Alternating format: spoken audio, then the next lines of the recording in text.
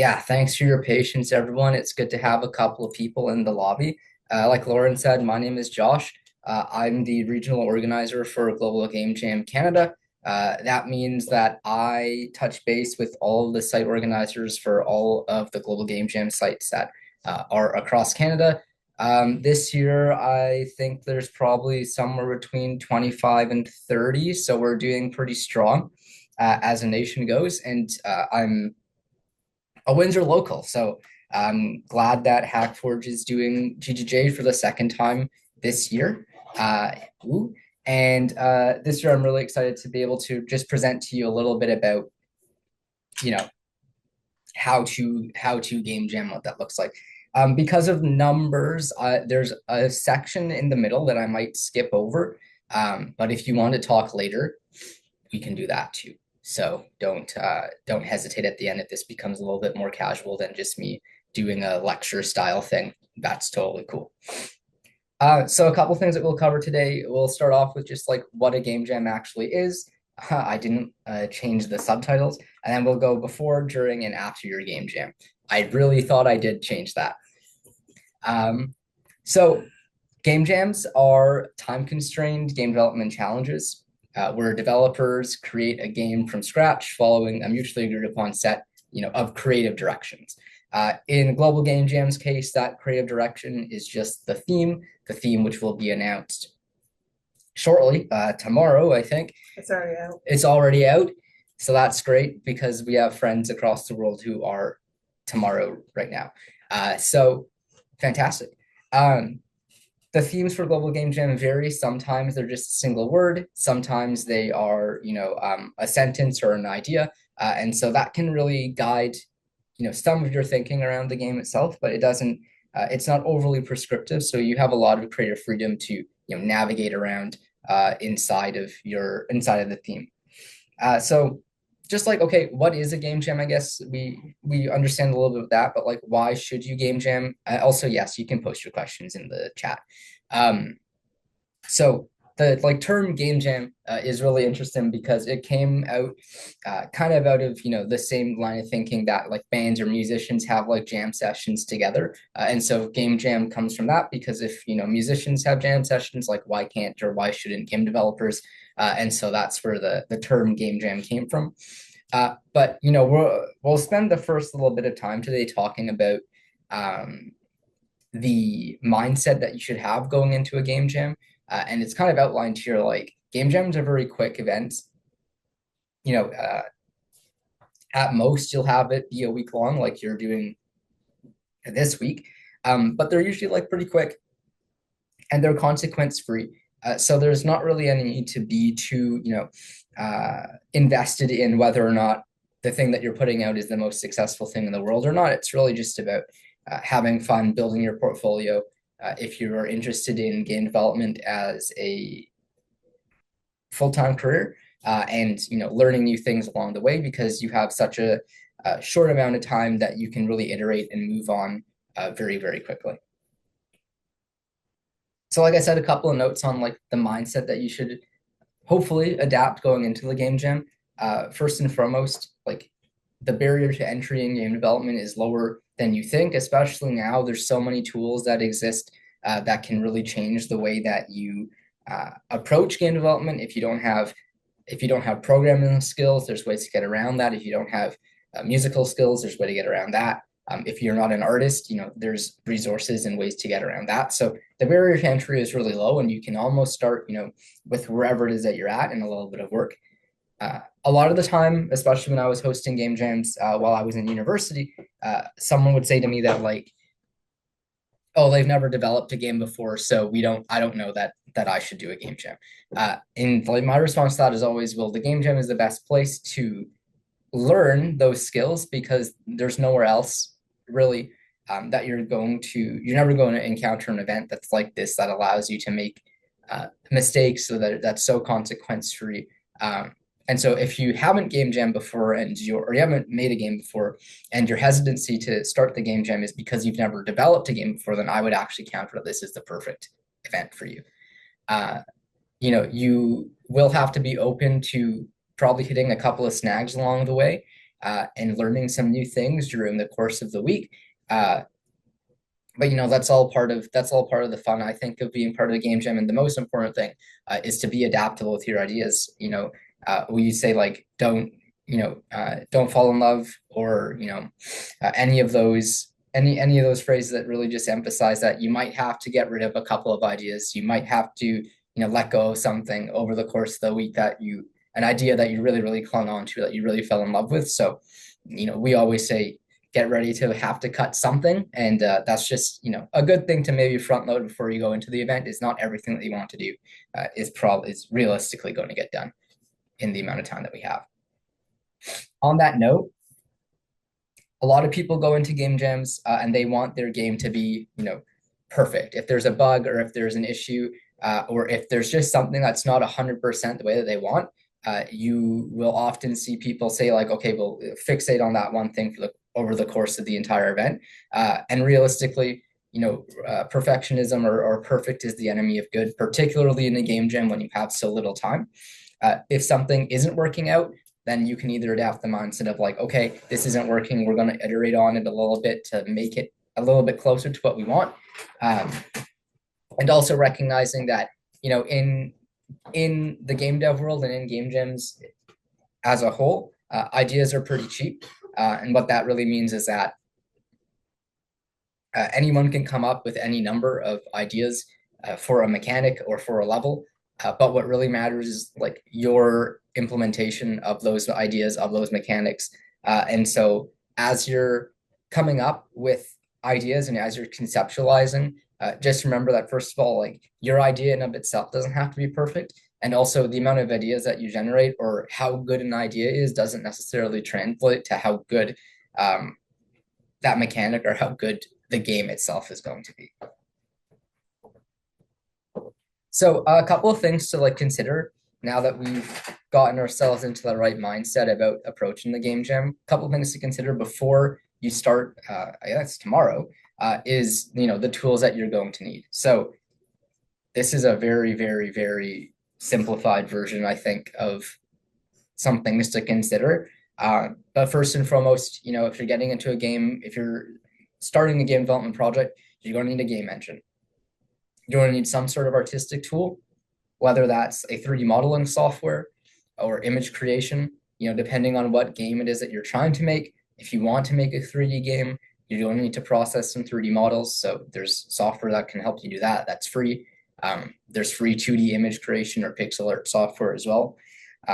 You'll need something to handle audio, whether that's editing sound effects or actually the creation of music itself. And then you'll need kind of a whole slew of management and planning tools, whether that's like Google Docs for keeping your ideas and the actual design of your game in place, sharing files, communication, planning your workflow. That's kind of, especially if you're working in a team, you'll need to consider, okay, what tools am I going to use to make sure that the team in of itself is working properly. So let's start about game engines, because I think this is the thing that people overthink the most, especially going into a game jam. And all I can say is that most game engines can make most games. Some are better at some things than others, but for the most part, if you pick a game engine, chances are you're going to be able to make the game that you want with that engine. Like there are, again, like I said, this is a simplification of a topic. For the most part, that's true, but there are some things to consider as you're picking a game engine. The first one is going to be how much programming experience do you have amongst yourself or amongst your team. If you're working individually and you don't have a lot of programming experience, then I have a couple of visual scripting game engines recommendations for you that require very little code experience. If your game is going to be in 2D or 3D, that can change your options, or it can change some of the considerations. What is the graphic fidelity level of the game that you're trying to make? So what that means, if people are unfamiliar with game development, is just how realistic do you want your graphics to look? Are you trying to do like a photorealistic game, or are you okay with like toon shading, something akin to Borderlands or like pixel art, things like that? Like that will change your engine considerations as well. And then your two others are complexity of system and then the complexity of the engine itself.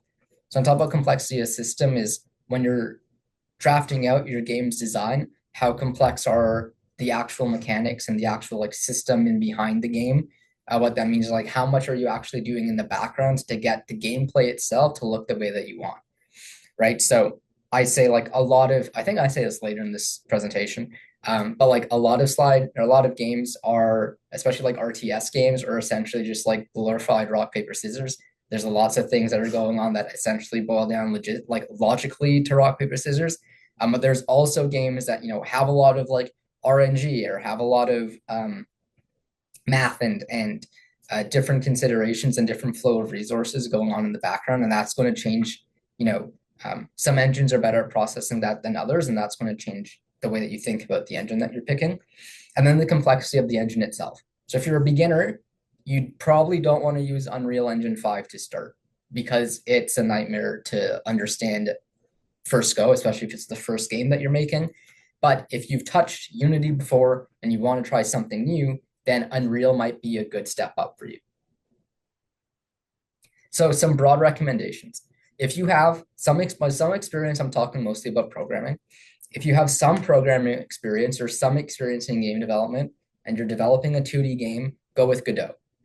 Unity, people might say go with Unity for 2D, and you can. I prefer Godot over Unity.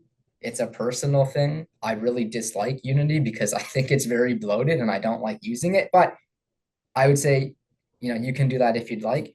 If you have some experience and you want to go 3D, go with Unity. This is particularly because Unity has really great documentation.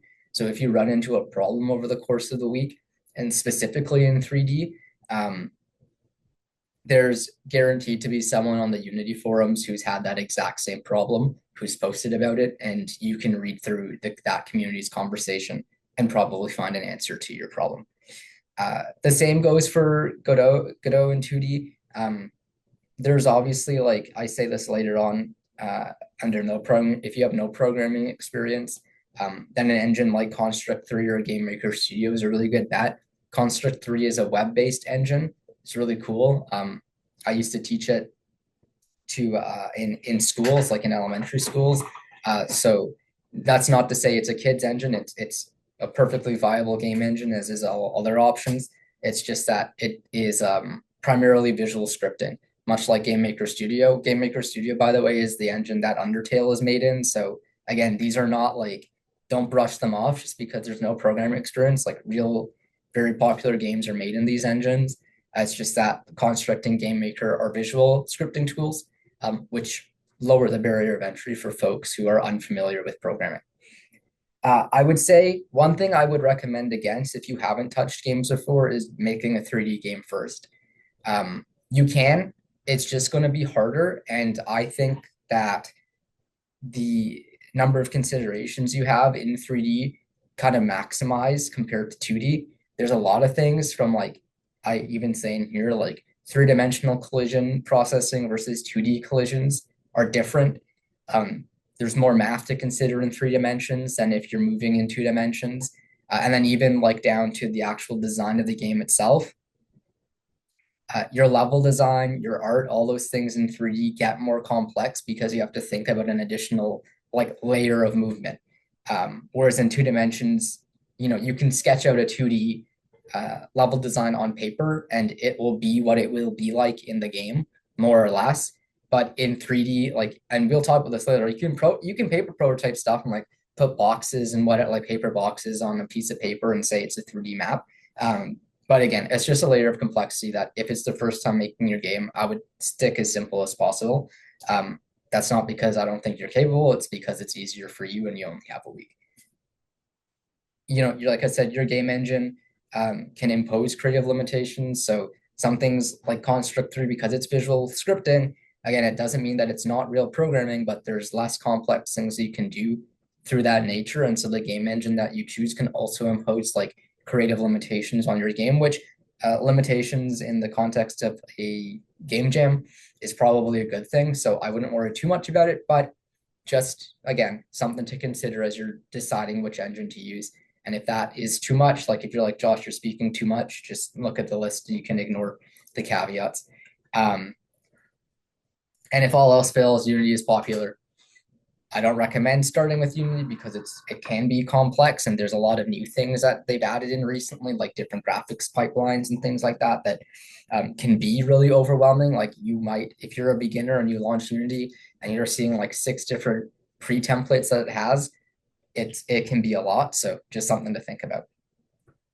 Audio, I'm funny. I said just use Audacity. There's actually a second slide, which is like, so use Audacity if you're doing sound effects. Like if you want to, if you're recording yourself, I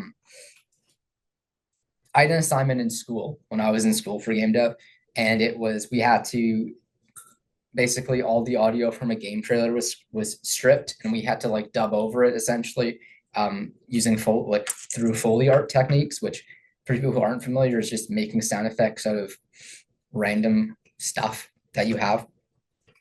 And so if you're trying to do sound effects, an example is we to simulate glass breaking in the trailer. My friends and I, who I was working on this project with, jangled car keys in front of a microphone in Audacity and then just blasted the gain, and it was like, yeah, that's glass. So like that's the sort of thing you can do with Audacity. If you are a composer or you're interested in composing, you can use a DAW, a digital audio workspace. Don't spend money on this. Like use what you have. So if you have like, I think all Apple devices, all Apple computers come with GarageBand. If for whatever reason you already have Reaper FL Studio, then you don't need to listen to me because you know more than me because I don't have those things and I can't compose music.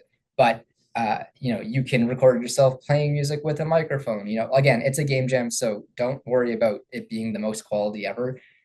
There's lots of resources for like free soundtracks that are online, and there's a really cool program called Boschke Blue. I cannot pronounce it, so I may have butchered it. But that's really cool as well, and it does like 8 16-bit soundtracks, which can mesh really nicely if you're doing like a pixel art game, for example. So that's an option. It's on itch.io. It's free. I've used it before. It's cool. I'd recommend it. For art tools, easy. If you're doing 2D art and you don't want to pay for Photoshop, which I hear you, GIMP is available. Inkscape, if you're doing vector art, is there. And then again, if all else fails, Fiscal is an online web-based pixel art tool. It's actually quite good. It One of my favorite things about Fiscal that takes a little bit more work to implement in like GIMP and Inkscape is Fiscal has onion skinning. So if you're doing frame by frame animation, it will overlay the previous frame on top of the one that you're drawing so that you can move your art properly so that the animation that you're drawing lines up with the way that you expect. If that doesn't make any sense, once you use Piskel, you'll understand what I'm talking about. If you want to go for something that like is a little better than an online tool, Sprite costs $20. You get it for life. It's fantastic. It's the tool that I use, and it's a really great pixel art tool. If you're doing 3D art, use Blender. Everyone uses Blender, and there's lots of resources and tutorials online about Blender. So I'm not an artist, so I won't spend too much time on this because I'll eventually say something that's wrong. But these are my default recommendations. If you're working in a team, project management is key. It has made or broken a lot of my game jams that I've participated in and also that I've helped facilitate, like this one. So basic things first, task management, get on Trello, set up 3 swim lanes to do doing done. Boom, your task management's basically complete. Discord's really good for chatting with one another, especially if you're working remotely. For documentation, Google Docs. All you really need for documentation in a game jam is like 1 or 2 pages. That's your brief game design document. A game design document is kind of like colloquially referred to as like your game's Bible. So everything that happens in the game is recorded in the game design document. If you have a game designer on your team, this will be the first thing that they do is they write out every single system that happens in the game. Because it's a game jam game, it shouldn't really be longer than 1 or 2 pages. AAA games will have like 200-page game design documents. If you start getting anywhere near 10, I would say that your game is scoped too large. If your game design document is longer than 2 pages, I'd say you need to cut back. And we'll talk a little bit about like scoping appropriately later down the line. For file sharing, I say also Discord, and I say, but don't do that because that's crazy. I'll tell you why, but games are very complex files or projects, and so there's a better way to do that. And I don't have the time to go into the details of that. There is a slide about it. Like I'm not just going to leave it nebulously for you. But if you want to learn about like source control, we can talk about that later. So source control, this is very, very simple. You need, look, this might be a lot to get started. So I'd recommend like Atlassian has a really good blog on it. It'll take you like maybe an hour to get through and it'll give you the basics. All you need to know about this is that instead of sending like final and then final and then final to your team over and over again, this just allows you to have everything essentially in one place. It allows your team to work on the same file at the same time, but not conflict with each other. This is very important for especially programming. If you're working on the same file, but you're developing different features, instead of copying and pasting each other's code across different versions of that same file and then saying, hey, this is the new game project, it allows you to work simultaneously. So you can see kind of in the graphic that there's a master, kind of those blue dots are kind of like the main branch or the main version of the game. And then the green ones allow people to kind of take a version of your file that you have it in one point in time, make changes to it, and then merge it back in to a version that someone else is working on. And those changes will be in the same place and you won't have to manually move files around inside of your game project so that it works correctly. Again, I know it is slightly complex and I can't really effectively teach source control, especially not in person. But if you are interested in the topic, like I said, Atlassian has a really good blog. And the only thing I would say that you need to focus on is learning what commits are, learn what a commit is, learn how to push, learn how to pull, and learn about merging, and that's it. You'll see a bunch of other stuff on that blog. Learn the 4 things. Don't worry about the rest. You'll probably not need it in the scope of a game jam. But that blog will walk you through everything. And once you finish the chapter on merging, close it and don't worry about it because it'll get more complicated the further that you go along. So if somebody's using one of the more simple 2D game engines that you mentioned earlier, Yeah. is source control still managed the same way? Yeah. So like, oh, that's a really long question. That is cool. Yes. So if you're working on like a 2D game or a 3D game, they're managed the exact same way. Like the basic philosophy is still the same. There are some intricacies, but the nice thing about source control and if you host on GitHub is that they'll have default setups for you. So like when you go on to GitHub and you make a new project, it'll say there's a drop down list that says it's called a git ignore, and that just tells the software what junk files. It tells it like the infrastructure of the engine that you're using. So you can choose Unity or you can choose Godot, for example. And it will kind of set everything up for you so you don't have to worry too much about that.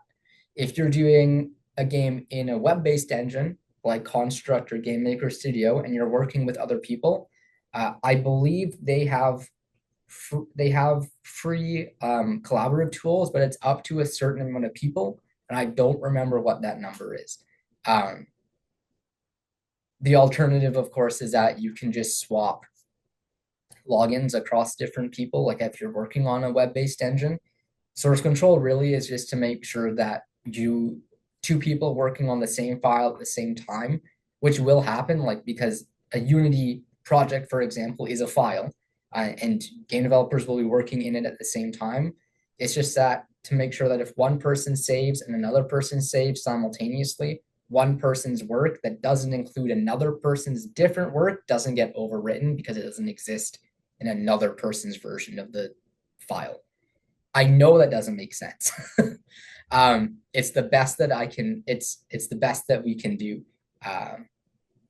right now, and I hope basically it paints a little bit of a picture of what it is exactly that we're doing with source control. And again, if you have like specific questions about this, and the reason I only have one slide is because it's really hard to talk about it in a setting like this. Like it's easier for me to teach someone one-on-one, which I'm willing to do. Uh, this is just a little like, hey, heads up, you might want to look into this if you're working with more than 2 people. I see a question in chat, so I'm going to diverge and go into this. And then I'll go back to the main presentation. The question is this will be my first game jam? I'd like to understand how the theme system works. Are themes decided by the organizers? The teams have the freedom to choose their own themes.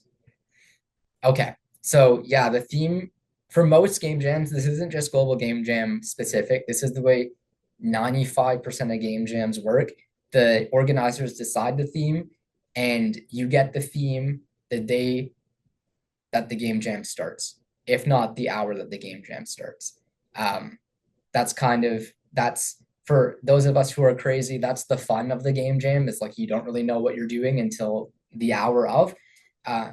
Global has adapted a different philosophy recently, like post COVID. So before COVID, the way that Global Game Jam worked it was only 48 hours over one weekend, and you got the theme the hour that weekend began. Since 2021, we've been doing this format, which is a week long. So it's the 20th to the 26th. And you get the theme the day before. So you can look at it now if you'd like. The way that when I'm still hosting sites, sometimes I host a site in this format. I do the 48 hours on the day of. That's how when I was in university and in school, like that's how we did it. That's kind of the traditional game jam format. But yeah, so themes decided by the organizers. You usually get it. You don't get it very, very long in advance. It's usually the hour of the day before, and then you can conceptualize and build off from there. Cool. So for anyone who is participating, I'm going to lean over here for a sec, so I'm not just disembodied voice. For anybody who is participating in the Hackforge game jam, and like I totally understand not everybody here is, but just in case you are, we are running our kickoff event tomorrow night, wherein we will be watching the kickoff video, I suppose. Yeah, the keynote. Yeah, the keynote. There we go. So the organizers of the global event put together a video, people representing from all over the place, talking about different experiences, things like that. And in that video is when they reveal the theme. So the live stream of that happened an hour or two ago.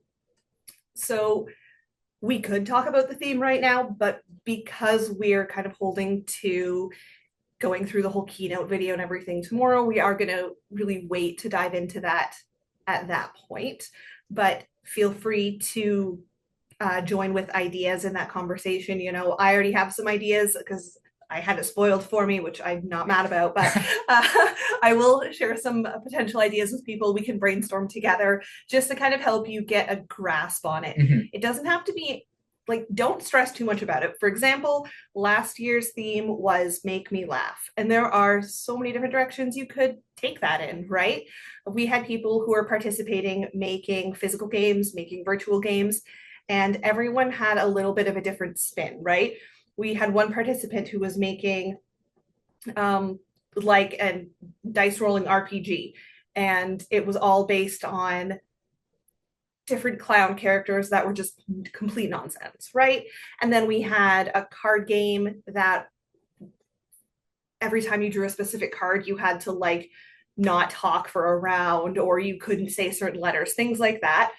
Or then video games that were a little bit more joke based, perhaps. But we also had some people that just didn't really care about the theme at all. And like, I'm not going to yell at you for that. So if that is what you're really stressed out about, don't be. It's not a big deal.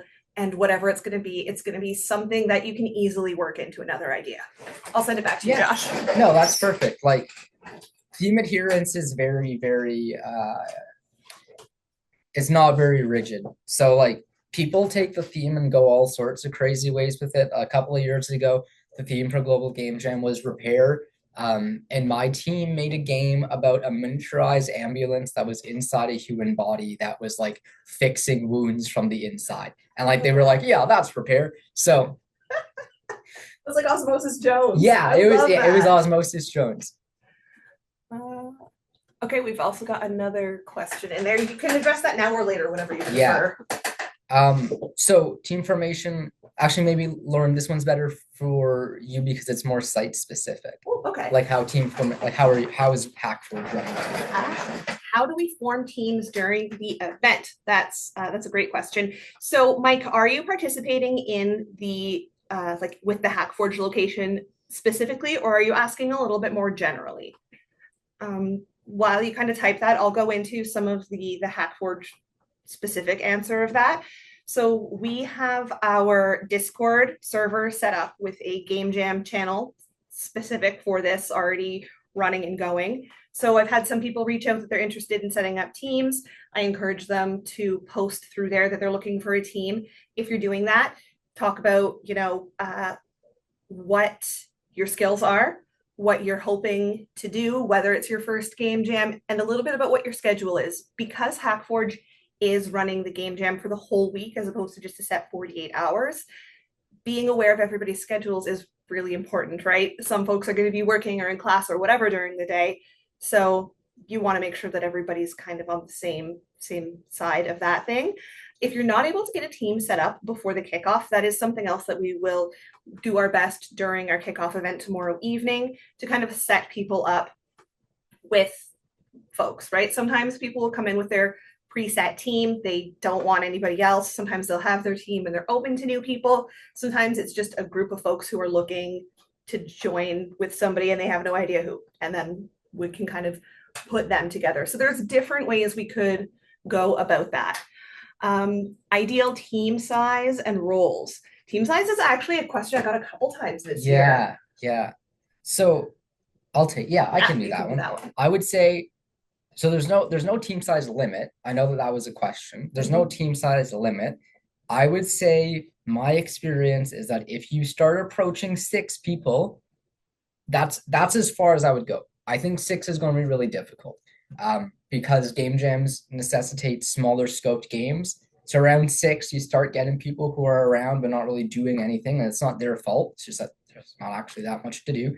Um, and then composition wise, I would say, maybe like two programmers, an artist, one person who's a game designer, one person is a musician. And like, if you don't have a game designer, then you're all the game designer because that's kind of like game design. Not that, I'm a game designer, so I'm not going to say, oh, it's not, you don't need any skills to do it because I'd like to think I do. But it's easy to adapt game design because it's not something that you need to be specialized in. Like you have to have a lot of years of like programming experience, for example.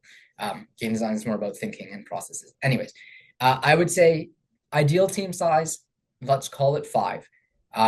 Anywhere between 1 and 5 is good. Anything higher than 5, if you're not experienced in game jams, I would recommend against. Yeah. Looks like Brian's got his hand up too. So go ahead, Brian. Feel free to ask your question. Hey, Josh, thank you for the information. So here's my thing.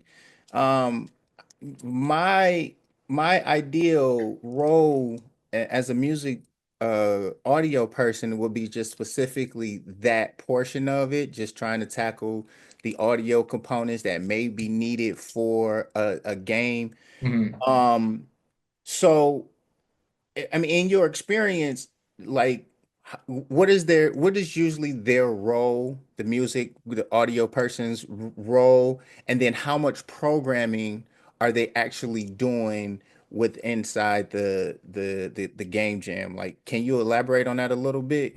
Yeah, for sure. So like I guess it depends. Are you expecting that you'll be part of a team or are you expecting that you'll solo?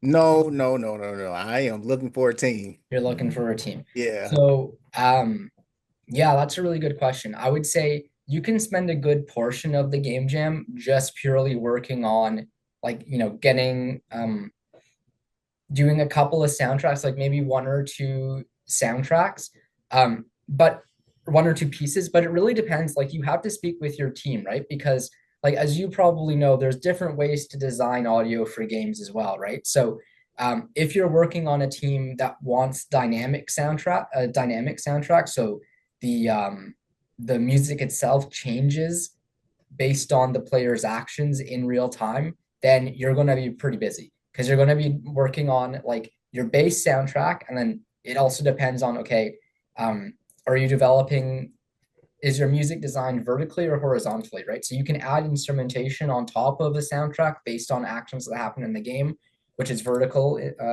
sound design, or you can do horizontal sound design, which is that like, you know, and I'm not a musician, so I'm going to butcher terminology, but the like the pitch, the tonality, like the melody of the soundtrack itself changes again based on players' actions, and so that happens at certain trigger points.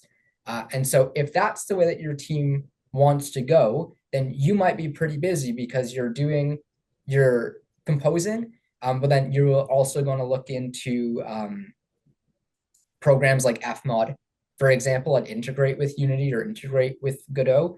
And Fmod, you can look into this, links in with Unity. So for example, if a variable in Unity changes and it talks to Fmod, and Fmod switches your soundtrack for you.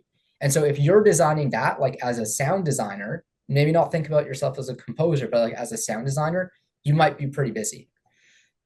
The other thing I might offer to you that has been helpful is that if you find yourself maybe thinking that you're not going to have a whole lot to do over the course of time, um, a, a framework that's been helpful for people like you who have very specialized skills, particularly in the game dev environment, is to float. So instead of sticking with one team, offer your services as a composer to every team or to a bunch of teams in the game jam. And so people can then almost like commission you to say, hey, Brian, like, can you do this for me? And you can say, okay, sure, yes, I'm working on like two things for one team, but I can slot this in as well. Especially if you're looking for a role in composition in game development, which is very specialized right now. Like I have a buddy who is having a bit of a hard time, and he's a very skilled composer. That's helpful to you because then you can say, I didn't work on this one project during a game jam, but I actually composed for like four completely different projects over the course of the weekend, and it like adds to your portfolio. I don't know if that's what you're doing, but that's like general advice I'd throw out is like for career development, that might also be helpful. Yeah, that was phenomenal. And I looked up Fmod and this other WY's Wise, yeah. thing. Um, but when I make the assets, right? When I make, let's just say, footsteps and then a theme song, and then the death scene or some of a game, do I have to go into one of these source management programs here and start to figure out where the footsteps are going to go, or is that up to the programmer? Yes, that would be like between the game designer and the programmer, yeah. Like if you're doing, and again, it's like if you're doing like footsteps and stuff like that, you wouldn't really need to integrate into Fmod because it's like a player, like the game engine can handle like sound effects. But if you're doing more complex sound design, like particularly as it relates to dynamic music in games, and oh, there's a really good video on this that I'm missing now that explains it really well. But if you Google like, you know, dynamic soundtracks in video games, like there's some pretty good video essays that are just on YouTube. One's by a guy named Noodle, really good video, also really funny. That explains it really well. Um, you would only need Fmod in the very, very specific case where the game that you're working on, yeah, it's a great video. Yeah, it's a little there are elements of vulgarity in there, I will say. I don't know what our audience is like. All right, We're I'll um, share the vulgar. link We're and then. vulgar. yeah, but We're vulgar. so that's you'd only need Fmod or Wise if you were doing like dynamic soundtracks. If you were just doing sound effects, any game engine can handle like play this sound while you know when a player is walking. Again, my brain always develops caveats as I'm speaking. So there's a caveat to that, which is like, let's use the footstep example. If you're playing the same walking sound over and over and over again every single time a player walks, it's going to become brain-numbingly hurtful to the player. So you might use fmod to then like apply some sort of random pitch shifting to that sound effect, so that every time the player walks, it doesn't sound the exact same over time, and you drive them insane. Uh, but again, a game engine can also handle like very small things like that, or Audacity even. Like you can put in Audacity and then like shoot out 6 different versions of that's pitch shifted, give it to the game engine and tell it, hey, play one of these 6 every time the player presses W, for example. Yeah. And then last thing, thank you so Yeah. much. If I'm going to spend some time this week learning one of the 2 programs, Fmod, Wise, are they the same thing? Are they different? And which one would you say start here? Yeah, they have the same functionality. I would say start with Fmod because Fmod is free and Wise will probably run you out $1,000.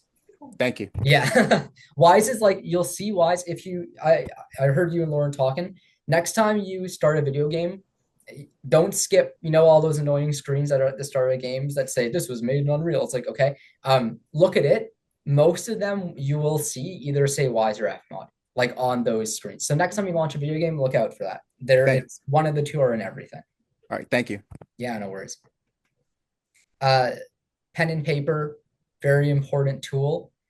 Probably the most important because it's where all your brainstorming goes. But you can also use it to sketch out level designs. If you're a programmer, you can write down your logical steps on pen and paper. So always have something with you to write down on. It'll save you a lot of time. I know it sounds silly, but like I swear by it. Always have something to just scribble stuff on. And then really quickly for resources, if you are not someone who can produce any of these things on your own, then again, like I said earlier, the barrier to entry in game dev is getting a lot lower. So 2D art, if you're looking for some free assets, opengameart.org, Kenny.nl. Kenny is an artist that offers a lot of their stuff for free. Really good stuff. 3D art, Turbo Squid, open game dev art, dev assets. You can also get some stuff off of Sketchfab if you're looking for 3D art, and a lot of these will also come with the animations as well. So those are really nice to have. Music, like Incomtech, everyone knows Kevin McLeod, I think, is the guy that runs this website. You've heard guaranteed this music in at least one YouTube video in the last week. And Free Music Archive is good. And then for sound effects, freesound.org. If you're having trouble finding sound effects, also remember that you can launch Audacity and just like scream into your microphone and you'll get something that's worthwhile. Foley art's really fun. I'm a big fan of Foley art. So, which is again, just making sound effects out of random stuff. If you guys play Warframe, there's a really good video by Digital Extremes. It's like 10 years old now. Digital Extremes based in London, by the way. And they show how they do the sound effects for like when enemies die in the game. And it's like, it's just one dude in a studio breaking celery over and over again, and then like pitch shifting it on Audacity to make it sound like bones and body parts and stuff. It's cool stuff. So look into some Foley art. Do I recommend any good tutorial resource for people that know a bit of programming but never did game dev before? Yeah, there's a guy called Brackeys, Brackeys.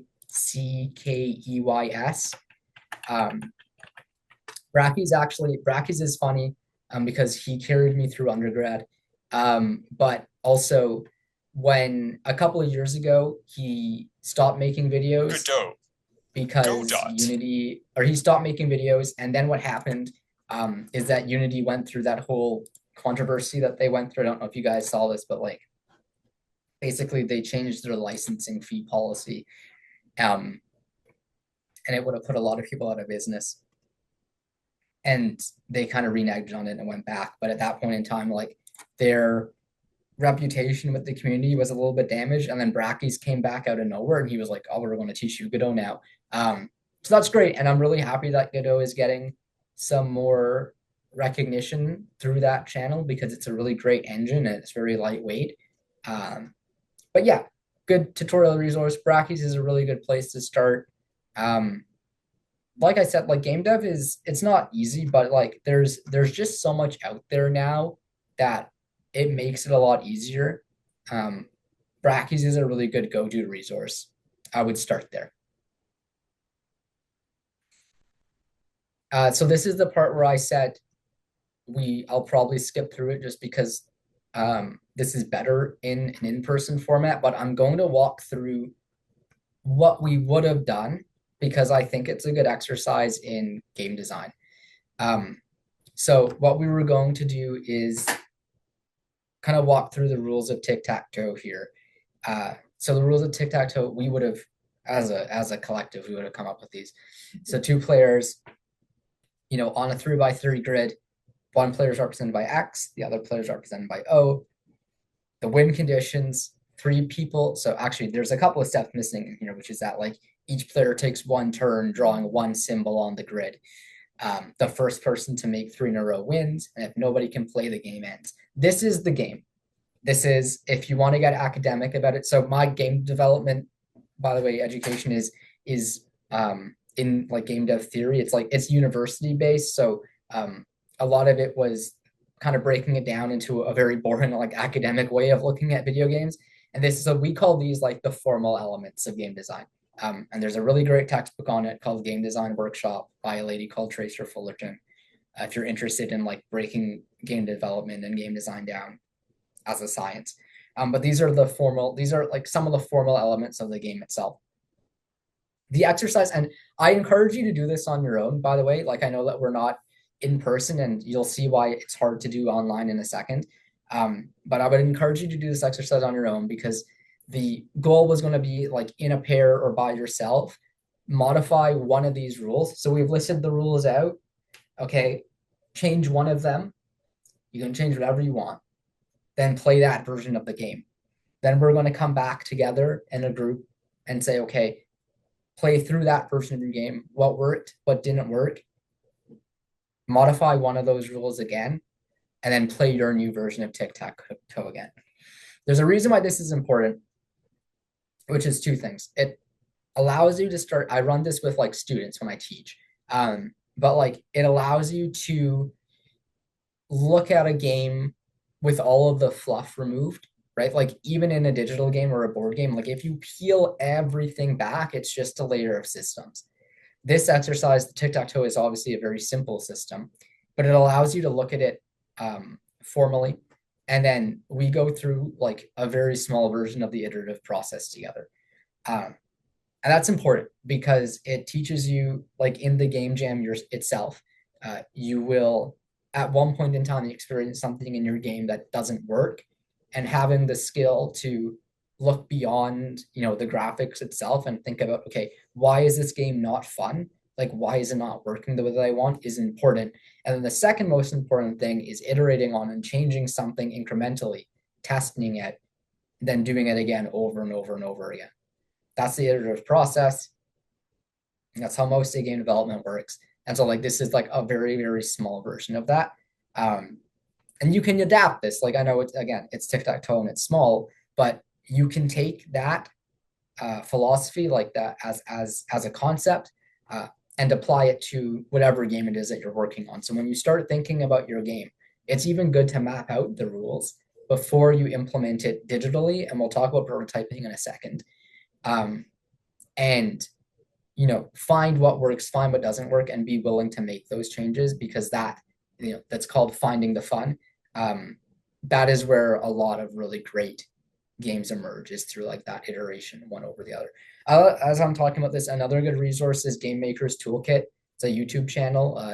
He's fantastic. And also just like was someone who analyzed games and then just started doing their own game jams a couple of years ago. And then just recently like kind of did a little bit of a channel shift into like a game development blog.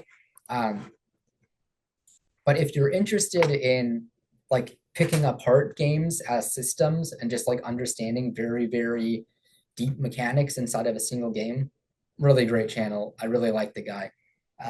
One time we invited him to speak at the university, but he lives in Britain and it costs too much money. So during the game jam, a couple of things to know. So let's say, let's do this. I forgot that this is how I formatted this part of the presentation. So immediately we're doing like step by step. It's like ticking down the clock 48 hours. So, T minus 48 hours. After the theme reveal, you need an idea. So my very, very first tip is to limit your time in the brainstorming phase, because it can very quickly become you spend the better half of the first day trying to find an idea. So I would say 30 minutes, an hour at most. And I'm even hesitant to recommend that to you because it's so easy in the brainstorming phase to start to think too much about the ideas that you're brainstorming, instead of what it really should be is throwing everything at the wall. Like in this stage of the game jam, when you're brainstorming ideas, you shouldn't be looking to eliminate any ideas yet. It's just to get everything out on a page, on a whiteboard, on sticky notes on your wall. Whatever method it is that you use, get as much out of there as you can in that time limit. And again, don't worry about criticizing or chopping them down yet, because we'll chop it down tons in a second, I promise. Like, you'll be mad at me by how much I'm asking you to get rid of things.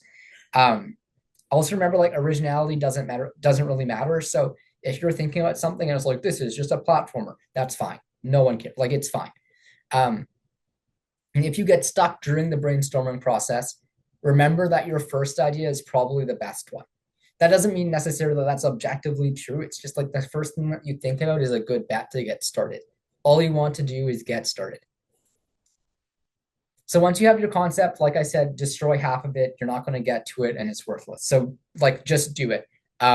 Scope down.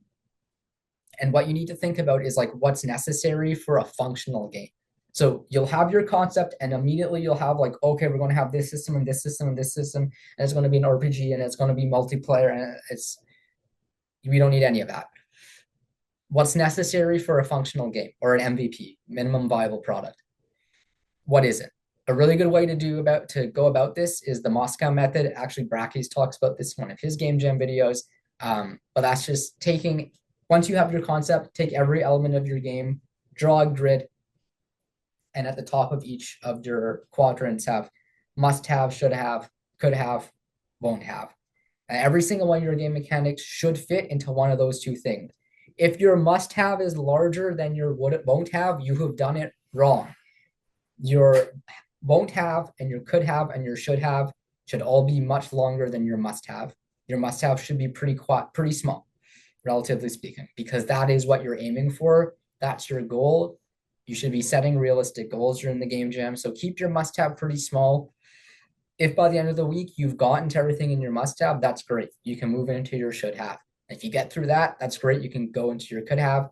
And if for whatever reason, I don't think you're going to get through the could have by that point in time. But if you have done that, then don't address what's in your won't have. Polish up everything else. Like, make it better. There's tons of ways to make it better.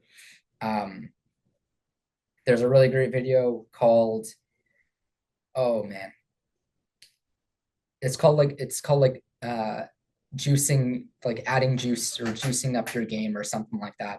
It's by the guys who did Super Meat Boy, I think. You'll know it's the right video because it looks very old.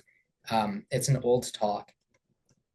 I'll find it later, or yeah, we'll look for it in a second. Some of these are bad. Yeah. Okay.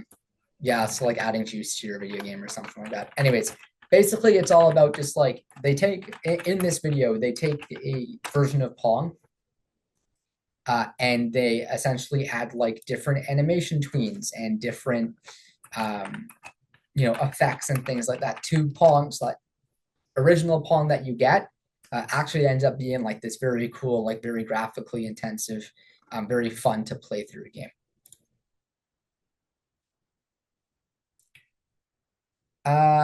So prototyping. So let's say that you've gotten through this part. There it is. Sorry, it's juice it or lose it, I think. Juice it or lose it. Yeah, those guys. Got it. Is this the right one? Oh yeah, this is it. Okay. This is it. It looks like it was maybe about a decade ago. That's the right one. Okay. Yeah. So once you've gotten this down, once you have your concept, it's time to prototype. So now that you have your refined concept, let's put it to the test. The point of this game, of this portion of the game jam, isn't again to make your game quite yet. You want to very quickly figure out if this is going to work. And the easiest way to do that is to build your game on paper, which I know sounds really weird, but like paper prototyping is fantastic. So you can take like find anything that you have in your house, what crafty elements can represent your in-game players, right? If you have even like pieces from other board games or from board games, use it to represent your player, right? And like let's say, for example, in action, you want to have a game that's like a roguelike or something, which has a lot of RNG in it. You can represent that RNG system that would be in your digital game as like a roll of the dice. And all this is just to see if there's fun, right? So put it together and just see if playing through your paper version of your digital game is fun, right? And if you're finding that, okay, this isn't really working the way that I want, then it's probably a good time now to revise before you move on to building it digitally. Some are harder to put into digital, some are harder to translate from digital to paper than others. Like an FPS game, for example, is really hard to build like a paper prototype of. But even in that book I talked about earlier, the author says that a really good way to make a paper version of an FPS game is just to have every player around the table do every action at the same time. So like moving their character around, play if, for example, you want to like represent shoot on a paper version, like maybe each player like has an action card that they play simultaneously along with everyone else. And again, the point is to just see like, is there any fun that's actually within this concept that we have? Once that's done, or if you're finding that the paper prototype is a little bit too hard to do, move on to or start with a digital prototype, which is just gray boxes and like squares and circles moving around the screen. Right at this point in time, you don't want to spend too much time making the game look super cool or building assets for something that might not actually make it into the final product. This point is just to say, okay, I have this digital prototype, or I have this very rough, minuscule, like piece of a pie concept of the game. Is it any good to play? Do other people enjoy it? Once you got through that part in time, like you decided, okay, there's something here, like, oh, this feels good. There's something that I can do with it. That's when you can actually like full dive into making until the rest of the game, which is where like in the middle of development, I can't really tell you what happens. You're working on it and eventually a game comes out the other end. That's about the way that it goes, but there are some things that can make it a little less obscure of a process. So for example, you should be able to break down the game into smaller tasks that you can then sign out to people, because as you know, a game is a pretty big undertaking, and so it's good to be able to chop it up into smaller pieces so that you can actually track what's getting done. And that's where I said like Trello earlier was good to have. To do doing done is a great place to start. Trello has labels, so you can say this is an art, this is a design thing, this is an audio thing, and people will just assign themselves to do those tasks. It's also good during a game jam if you're working in a team to have frequent check-ins with your team. That doesn't mean that you need to be talking all the time, because you will probably want to focus on doing the thing that you want to do. But just like how in like Agile or Scrum, for example, like development teams will meet for 15 minutes at the start of every day to do a stand-up just to check in. It might be a good idea to meet every 3 hours, maybe an hour. It's good for your team to figure out that time frame for themselves, and just say, okay, where are we in the process, right? Like it's easy to go down rabbit holes, especially in game development. So it's good to have those check-ins. You say, okay, this is where I am. This is where audio is. This is where art is. Is anything behind? Like, is anything taking too long that someone else can help out with? Are things going well? Or like, are you completely stuck on something that might change priorities? So it's good to just have those check-ins to just get on a status report, not only on those tasks, but also like those people as individuals, like, hey, how are you doing? Have you remembered to eat today? Because it's easy to forget, especially during game jams. And if you are working and you're like, wow, this is too much, like I want to keep being productive, but I can't be productive right now. A fun thing about game development is that it's really easy to be productive and also waste time at the same time, which is playtest someone else's game, because you're doing them a favor. and you're also kind of like relaxing yourself. So it's kind of a win-win. If you find yourself burning out, shoot a message in the Hackforge Discord and be like, hey, someone give me something to play. I will tell you what doesn't work. And like that's helpful for that team. And it's also helpful for you. And I would say something that I haven't repeated enough that I should repeat is like you should be play testing your game frequently, so that you're able to check in on, okay, is this fun? Is this working the way that we want it to? Uh, Over the course of time, you will lose your objectivity probably very quickly. In that it's hard to play test a game if you know what's supposed to happen, especially on like the usability front. So like if you're the person who designed the UI, you cannot also test the UI because you know what every button does. So give it to someone else. Ask them to figure something out, right? Be like, hey, can you just see if you can do this? And if they don't know how, okay, boom, that's something you can work on later. And you can provide that same service to other people in the community over the course of the week. I think I've talked about this a lot, and I'm noting that I've been talking for a while. So, just again, like I said, if something isn't fun, play test it, figure out. Um, if something isn't working, like if you're just stuck on something and you're not making any progress and you're feeling time tick away, go back to your Moscow. Say like, okay, is what I'm working on right now actually that important? Can I switch tasks to something else?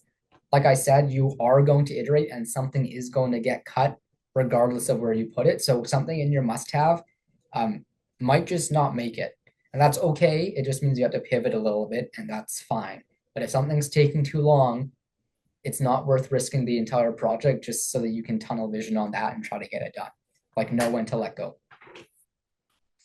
Yeah. And then this is something I told people, especially like when I was running this with when I was a student in university, because they needed reminding, is like have fun, take breaks, go home, shower, please eat, like do all the things that you need to do to be a person, because you're going to experience brain drain like pretty quickly during the course of the game jam, and starving yourself of like basic human needs is not a good way to make it go faster, despite what some people might believe.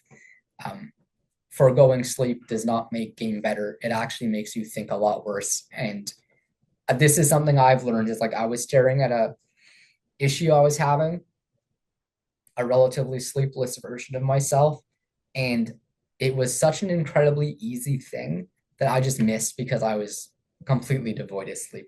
I was trying to move a character the right way, and I had like inverted an axis and I just couldn't figure it out. And a buddy came over and he was like, "You're dumb." And I was like, "Yeah, okay, that's fair. That's fair." I didn't sleep. Uh, no more questions. Cool. After the game jam, so if the game that you made during the game jam is good, the end of the game jam doesn't signal the end of the game. A lot of games like Celeste, like Braid, have come out. Oh, Undertale 2 have come out of game jams that were really successful prototypes. So keep working on it if you want, and also know that the GGJ website hosts games that are uploaded there for quite a while, so it will live there for forever, more or less. But you can also, once you upload it to GGJ, it's not owned by Global Game Jam, so you can keep working on it. You can upload it elsewhere. Like I said earlier, game jams make great portfolio pieces. So if you're interested in a role in the industry, something that helped me while I was still in the industry was putting my game jam pieces up on my website. If you don't have a website and you don't have the money to do that, to host a website, like that's fine. Make an itch.io account, put your game on there. You can write up a little whole, like you can do a whole thing that makes it look like a Steam page, basically. And just say, this is a game that you made during the game jam.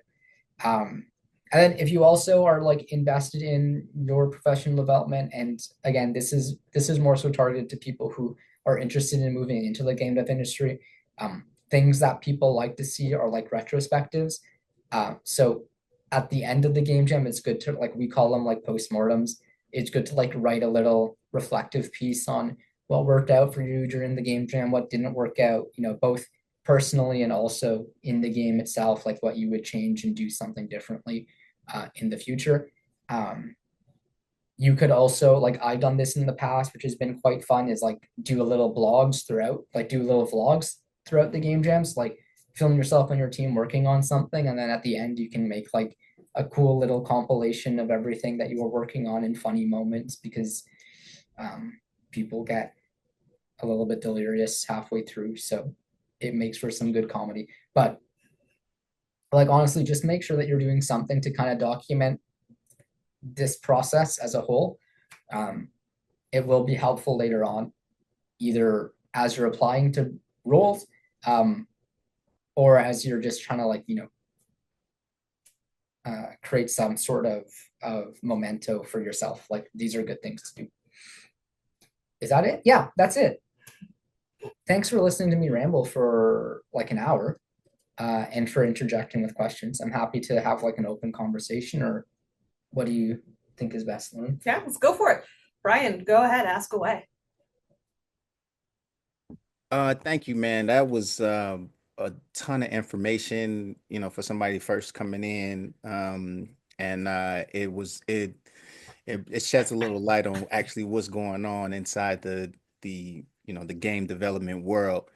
Um, my questions are kind of like personal questions, but you said your friend was having challenges as a composer in this field, and I just wanted to, pick your brain on what kind of challenges he may be having, what kind of roadblocks he's having, if he shared those things with you, and if you can, share that type of information as well. Uh-oh, did I mute it? Can y'all hear me? I can't hear y'all. Is he saying something? Hello? Okay, hold on. Let's see if something. Hold on. We can be heard. Okay, there it is. We're back. Okay. Yeah, that's a good question. A couple of caveats. I'll answer two questions at once. I'm not working in game development right now. I do have a bachelor's in game development, and I did work in game dev. But my role in game development was primarily research. So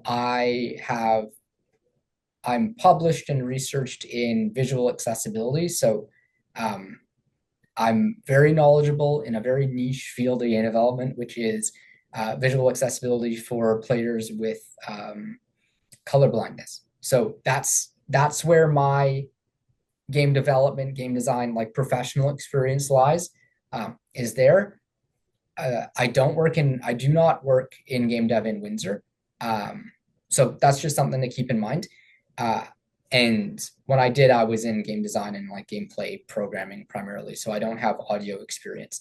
Um, my buddy, who is a composer, is mostly having problems not because his work isn't good. Like I genuinely don't think that's the case. Um, and I don't think it's a skill problem on his part. I think game development in the games industry right now, as you all probably know if you've been following the industry, um, is a very unstable place to work right now.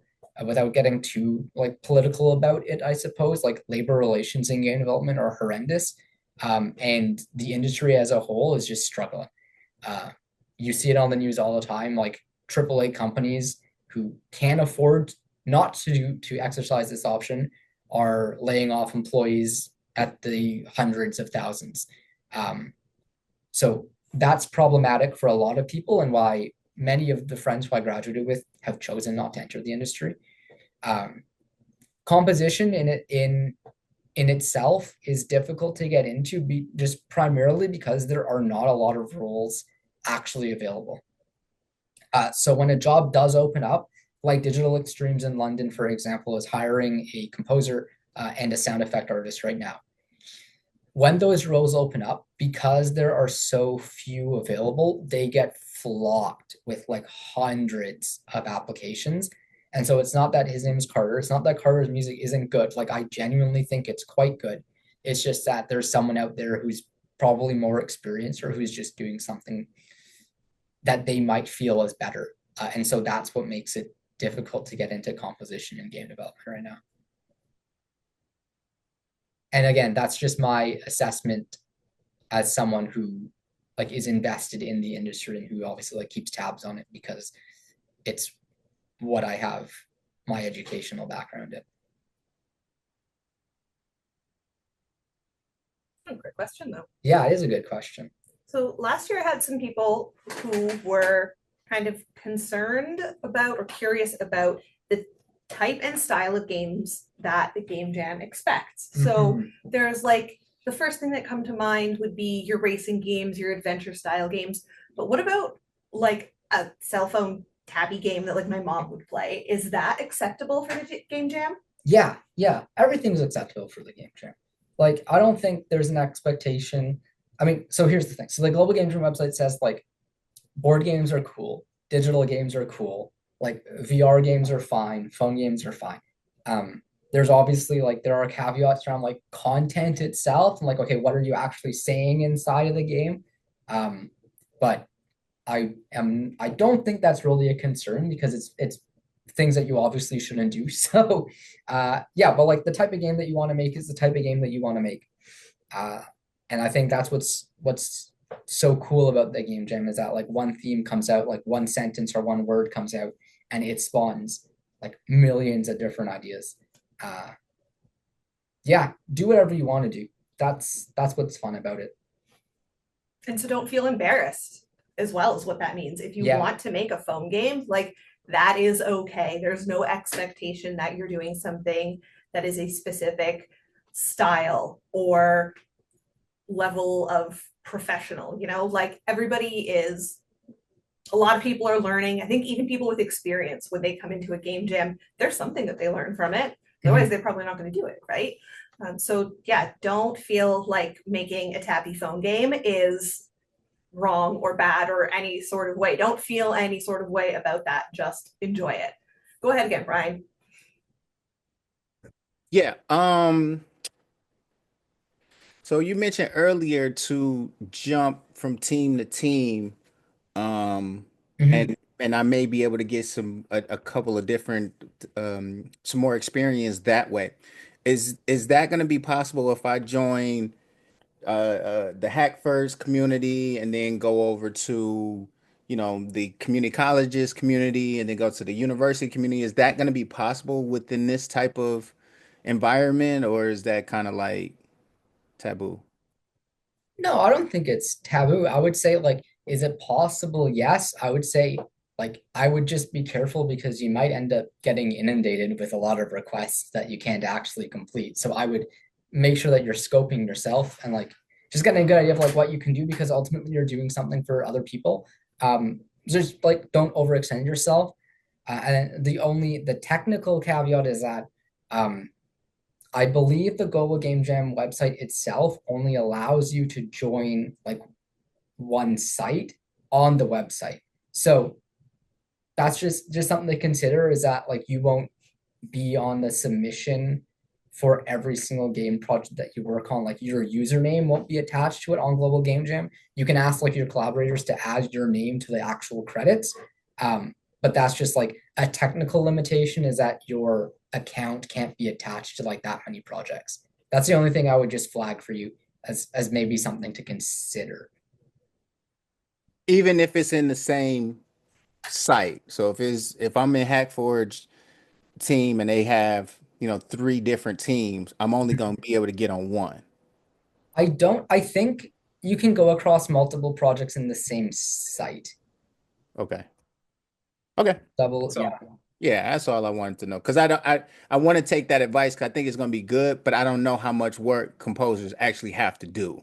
So I right. don't want to, like you said, overextend myself and and I have no idea what's going on actually. So Yeah, and like to be honest, like I don't know how long it'll take. Like it's really your workflow that determines like how long it takes you to make like one piece for one team, right? So that's why I would be like you have a better idea of how you work than I do, right? Especially in the area of composition where I'm completely unfamiliar. So like, mhm. again, just something to think about is like if you offer that favor to a bunch of teams across a bunch of different sites, you might run out of time. Okay. And then is it Lauren? Yeah. And Lauren, what would your because I'm planning on attending tomorrow. Mhm. Um, what would your advice be as far as like trying to get introduced to some folks on your scene? I'm gonna be digital or remote. What would your advice be to like, try to network with some of those teams over there and try to get a position with some of those folks? Love that. Yeah. So I saw that you've already joined our Discord, which is a great place to start. Go ahead and introduce yourself. Like even today, you don't have to wait until tomorrow. You can introduce yourself in the Global Game Jam channel. Which I did that Perfect. Okay. yesterday. Yeah. So that way, people who see it are going to be aware of you. When we are doing our kickoff event tomorrow, there will be a time when I kind of invite people who are looking for a team to talk about themselves. So you'll have the chance to pretty much address everyone who's tuned in or anyone who maybe watches the recording later on. And I think that will probably be the best way to reach people. So it sounds like you're already planning on attending, which is perfect. You don't seem to be too shy about addressing folks, which is exactly what you're going to need for this. Yeah. But yeah, I know last year we didn't really have anyone who focused on audio who participated. And I did have a few people who asked questions about how to do it themselves. So I think while I don't know for certain that everybody's returning this year, I think that there's a good chance that there will be some people who take you up on that. Okay. All right. Thank you. Yeah, of course. I'm happy to have an audio person around too. Like back in the day, my original education was audio engineering. So like I'm all about this too. And I love to see people like who are doing it. I don't have the skills with the way the technology has moved in the decade since I graduated, right? But really excited to be able to have somebody around to do that. And I can even help to kind of push you on other teams of people that I like have more of a personal relationship. I'll be like, use this guy. So Oh, all good. listen, I love you. I love you, Lauren. I love you, Josh. Okay, I love both of you. Thanks, man. Thank you. We love you too, Brian. We really Yeah. appreciate Oh, having you here. You've really helped to facilitate this conversation. thank you. Thank you. So good. Yeah. So over the week of the game jam, since you did mention that you're going to be mostly virtual, that is not a problem. We have a lot of people who participate that don't drive or have to take care of someone at home. Maybe they're a little bit far out, so it's a lot to come into the physical space. So we are very well versed in managing hybrid and fully remote setups. Okay. So, like what we're doing here tonight with this event, this was originally scheduled as a hybrid event, but then it started snowing. So, anybody who was going to come in person didn't. Yeah. That's pretty standard, right? But usually we do have people that are kind of doing it both ways. So, we are happy to help facilitate you with another team if necessary. Most people in 2025 know how to use Zoom and Slack and Discord and all of these things so that they can kind of participate virtually like that. So that won't be a problem at all. We do have some time scheduled. Let me pull up the HackForge website so I make sure that I don't give any improper information, but we have some time scheduled specifically for when people can come into the physical space or when they can expect to be able to meet online. We're going to have a Discord voice channel that is open pretty much 24/7 during the course of the game jam, which will be helpful for everyone. Maybe this one. Yeah. And then anyone who is interested in coming in person, we will have open office hours from 4 to 7 p.m. Tuesday through Friday. So you can feel free to stop by for some or all of that time, whether you want to ask questions or get somebody to play test your game, or you just want to talk to somebody in person. Like that's all totally cool. There's a chance that I'll be set up in here playing poorly some video games. So that's, a possibility. I really don't know what's going to happen. It kind of just depends what people are asking for when they come in, but please feel free to join in for that. On Saturday, the office will be closed, but the Discord channel will remain open. And then on Sunday, whether you're participating in person or virtually, we will be available starting around 3 at the latest to help with your game submission. There are a few different things that everybody needs to keep in mind when doing that. Last year we had some people run into some snags, but you want to make sure you get your game uploaded on time. So you can feel free to come here, Discord, messages, whatever, and we'll do what we can to help you through with that. From 5 to 7 p.m. on Sunday, we'll give people a chance to show off their games. So again, whether you're virtual or in person, you will be able to participate and show off your game. That will be set up the same way we're doing today's event, where it is online and in person. So if you're remote, you can share your screen, show us what you made, and everybody will think it's super cool. Last year, we had a guy who made a game entirely out of Lego, and he showed it off virtually, and it was amazing. That's like, awesome, yeah. right? That's, yeah, the creativity that comes out of this is so, so, so cool. Go ahead, Brian. I want to make sure Mike get his questions answered too before I go on. But really quickly, I'm just for tomorrow's event. It's just supposed to be on Discord, virtually. It's supposed to be on Discord, not on Zoom. Is that correct? Oh, I might have got that wrong. So this is a good one. Let me check. Because I'm looking for the sign up now. Monday, January 20th. It looks like that one is going to be running both ways. So I'll put the link in the chat here. Okay, that work. Yeah, I see that. And then, okay, so this one's going to be online via Discord and in person. Right. So there's no Zoom. Yeah. So you don't have to register through Zoom for that one. Got you. All right, cool. Thank you. It's good to go. Okay, and then question, how much time do we have for team formation before the jam starts? That's a great question. I mean, really, you could start that at any time, yeah, through the Discord. In terms of, through the actual event that we're running, that is kicking off at 6. So we'll spend the first little while watching the keynote video. That's usually what, 30, 45 minutes, I think? Yeah, it's not too long. Yeah, something like that. They do a couple of talks that are honestly kind of similar to this, and then like they do the actual theme. Okay.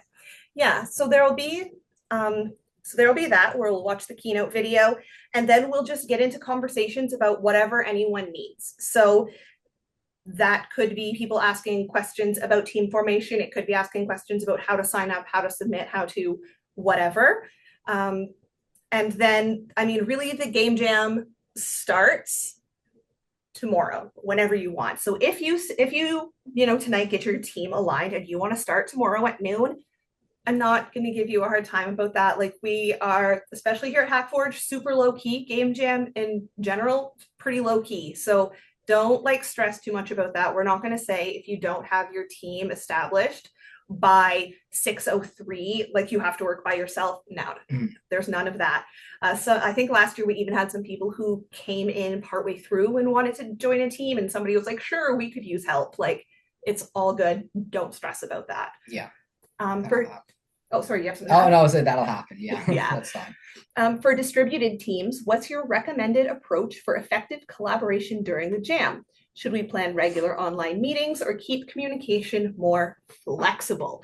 Ooh, that's a good question. That is a good question. I mean, I would say both, probably. Like, having regular online meetings is good for those formal check-ins like I talked about, where it's just kind of like, okay, call it your status updates meeting, where it's just like, okay, how are things progressing, things like that. But communication being flexible is good too. I have in the past set up like Discord servers for my team, or because they're friends from school, like we usually already have one, so we would just use that, and it would just kind of be like, sometimes you'll run into a problem that is just like, whoever your friend is, like, I need you to look at this for me, kind of thing. Other times I've literally just sat in the call with other people working in silence until something happens, and I'm like, hey, can you look at this, or I have a question. So I would say both. Keep those regular meetings. I would really recommend you keep the regular meetings for those more kind of like structured check-ins where you have an actual kind of goal to that conversation, which is just to bring everyone else on the same page. But keeping your communication open and flexible, so that if you need to talk to people in between those check-ins, uh, there's no reason why you shouldn't do that. I would advocate for that as well. Yeah, keeping the open call or even like an open voice channel on Discord. We had a lot of people who have had success with that, with like the game jam and kind of other projects in general. You don't have to like keep your mic open the whole time. You know, you can mute yourself, so everybody's not listening to you all day. Yeah. But it's a really good way to like feel like you're working together, even if you're not all in the same space, right? Like even in my office here, I mean, I guess today Josh is in here, but usually I don't have another person in my office. When I need them, I'll go over to their office and talk to them. It's the same kind of idea. So that one's highly recommended, but text chat people love as well. You know, most people are on their phones texting all day anyhow. So Yeah. so yeah, consider that one as well. Okay, let's see. So where are we at? Okay, so we are at 3:15, which is actually like pretty good. I thought that we like gave extra time, like a little bit too much extra time, Yeah. but we did a good job on Yeah. this. Yeah. So how is everybody feeling? Are we excited to game jam? Are we nervous? Brian's excited. Love that. Yeah, it's fun. Awesome. Yeah, it's gonna be good.